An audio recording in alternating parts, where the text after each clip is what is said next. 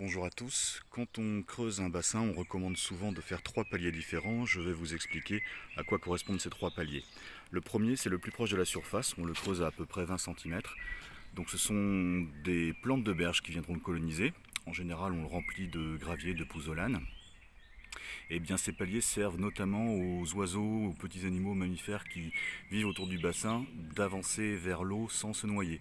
Donc il y a un double intérêt, non seulement mettre des plantes de berge, mais aussi permettre à la biodiversité de s'approprier le bassin. Le deuxième palier, il est à 40 cm. C'est là qu'on va mettre des plantes en pot, tout simplement. Et comme les pots font à peu près 30 cm, eh bien ça permet aux plantes de sortir de l'eau comme on le souhaite.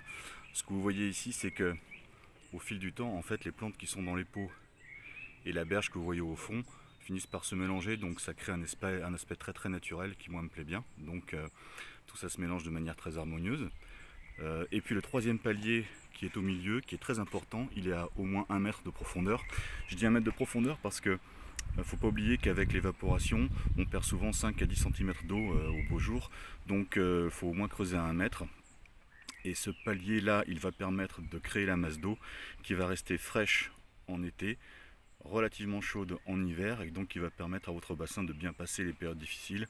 Et c'est là aussi qu'on plante les nénuphars qui ont besoin de cette profondeur, qui eux vont apporter de l'ombre depuis le mois d'avril jusqu'au mois d'octobre au bassin et permettre un équilibre. Donc 3 paliers, 20 cm, 40 cm, 1 mètre, indispensable pour la biodiversité.